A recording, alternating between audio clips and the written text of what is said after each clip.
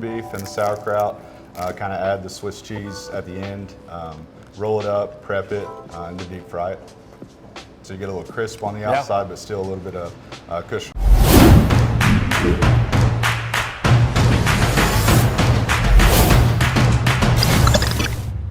It's Matt with America's Best Restaurants, and as you know, we're on a path to find restaurants that you need to know about that you can eat at on a weekly basis. Today, we're in Pineville, Kentucky at the Butcher's Pub. An amazing throw over across the pond to Ireland, a little British.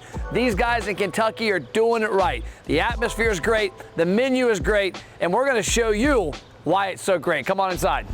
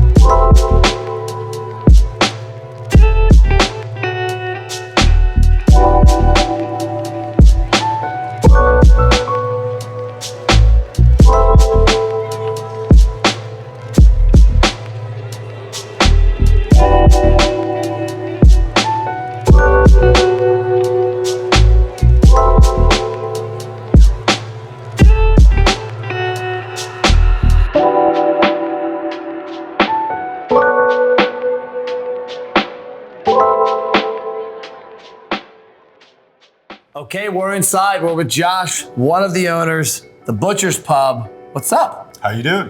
Living the dream now that I've got all this food in front of me. Absolutely. So tell us about the 4 items we've got, and then we'll dig into each one. Sure, so we'll start left to right. You have in front of you the Reuben Egg Rolls. Okay. Soon to be known as the Dublin Egg Rolls. Okay. Has corned beef, sauerkraut, Swiss cheese inside of a egg wrap. What kind of sauces do I have here? You should have a buffalo sauce, Vladimir sauce. Vladimir's are house-made, kind of a Thousand Island French dressing, kind of complex flavor to it.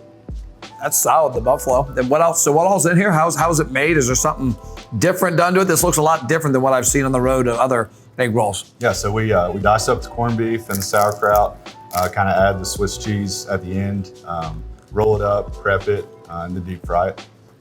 So you get a little crisp on the outside, but still a little bit of cushion on the inside. That's delicious. So we always like to work in the story. The name Butcher's Pub, Sure. you said came from somebody in the region. So always question about that. Who's the butcher? Whose last name is Butcher? But it's actually the Duke of Cumberland, who the Cumberland Plateau is named after. His nickname was the Butcher.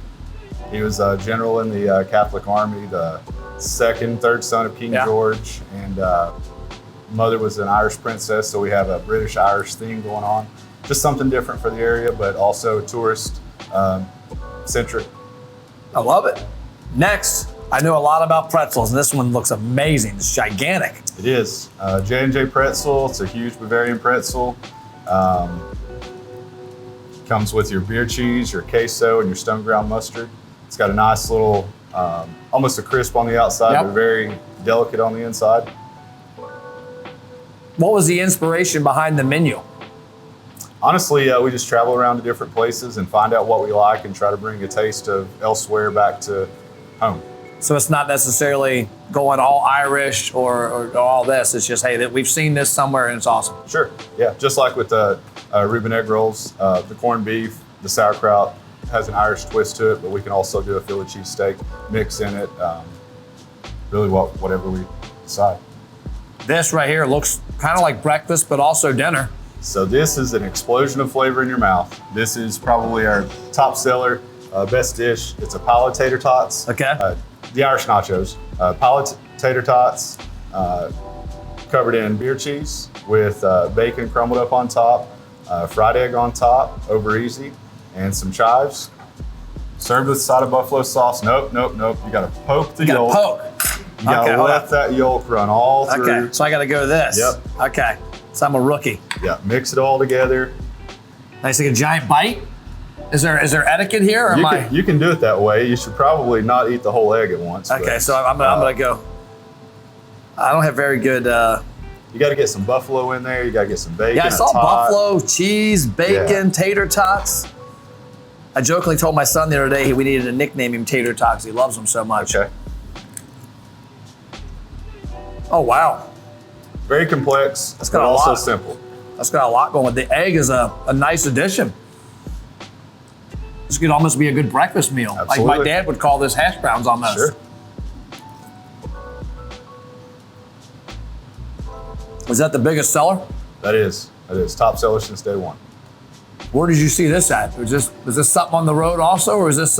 Yeah, so it's a combination. A lot of Irish pubs. We try to go to different Irish pubs when we go places. A lot of them have their own little spin on this. A lot we'll put pulled pork on top, Yeah. or use a queso sauce, and we just kind of played around with the recipe and figured out what we like and what tasted good to our palate, and it's kind of worked.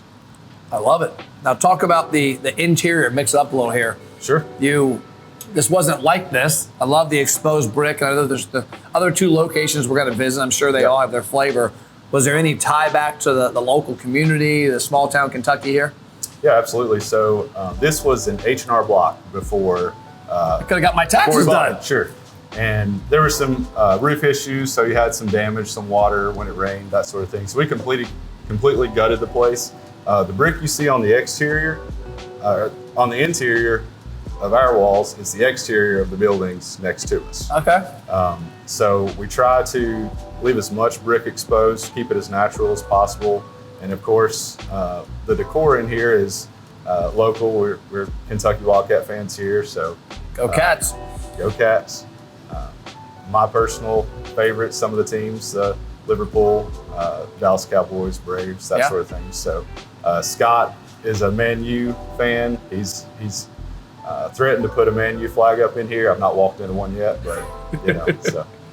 Now, what about the booths? I love those because I feel like it gives you some good privacy. It also adds a good flair to the restaurant. Yeah, so something else we found while we were traveling around, there's a pub in Atlanta, Georgia called Meehan's. Okay. And had the booth atmosphere. Theirs was a little more decorative, had some glass in it, some stained glass, that sort of thing. But it's really just an area to where you can have some private conversation with everything going on out here. It's really neat how you don't hear a lot of that in there. Yeah. The walls kind of create a barrier. It seemed quaint to me. Yeah. That's one thing with me. Obviously, I've got kids and I like kids, but I also like to not hear everybody else's kids. Yeah. And we were at a restaurant the other day and the kid was doing like muscle ups over the booth looking at us and watching me eat. So I love the fact that you can get in there and have a nice little conversation. Sure. Great. Now, last but not least, what do we have here? So this is the Philly cheesesteak. Okay. This is our version of the typical Philly cheesesteak. Flat iron steak with peppers, onions, some pimento in it. We use our house-made Vlad sauce on it. A lot of people will do like an A1 or a mayo. Yep. So you get that little juice with it. Yeah. That's delicious. We source our beef locally, and that's one of the tenderest or most tender, meats. I've been to Philly. I've had the cheesesteak battles up there. That's solid. I like the bread. I like the spice to it. Mm-hmm. Is that the I think the homemade? pimento adds a little bit to the Vlad sauce. Yeah. Yeah. And then, of course, topped with some fries. What are some other items here from the bar? We got a giant bar behind us. Yeah. I'm guessing there's some beer and some different mixed cocktails Sure. back there. So we do you do the local, the craft beers. We're blessed in Kentucky to have so many local breweries Yep. within an hour or so away. So we try to keep a lot of the craft beer on tap. We keep the domestics that, the Mick Ultras, the Bud Lights, that sort of thing that everyone's accustomed to, but also something for people to try to grab that new drink that they like. As far as their bar menu, we do our version of the Bloody Mary. The Moscow Mule is the mountain mule here. We do an Irish trash can, which is a couple of different liquors and a blue carousel with a Red Bull, so Yep. you get a little bit of everything in that trash can. We've got a good bourbon selection. Got to have that in Kentucky. Gotta have bourbon selection, vodkas, gins, all good. Got it all. Yeah. So talk about the community we're in here and the surrounding area. Yeah, so great community here. About 2,000 or so within the city limits of Pineville, probably 27, 28,000 within the county. Okay. Everyone's been very receptive since day one. Always the local hangout, the pub. That's what we want it to be. It's a pub, and yeah. So we try to do some different things. So the dishes, you can't get anywhere else. We do things a little bit different, but it's all been good. So if I'm traveling the Midwest and want to come by here, there's some good things that happen in the community too. You told me there's a race that goes up the hill. Yeah. And there's some other staples around the area. Sure. So Hill Climb was last weekend. It was a race up Pine Mountain State Park, first state park in the state. We have Chained Rock, which is a big boulder. When you walk out of the pub, walk across the street, look up, there's a huge chain that holds that rock and it protects the town just in case the rock were to roll down and crush us. Good tourist attraction, I hope it's a big chain. It's a huge chain. Cumberland Gap Tunnel. We have the Fords Crossing here. Yep. Daniel Boone, Thomas Walker, they're all very historic, centric people to our area. So a lot to do here. So there's a lot to do here. So when you're in the region next time, if you're from here, you've got to know about this restaurant and the other locations. If you're coming down 75, coming through Kentucky, going down the Cumberland Gap, you got to make sure to stop by the Butcher's Pub. That's all we got for this episode. We'll see you next one.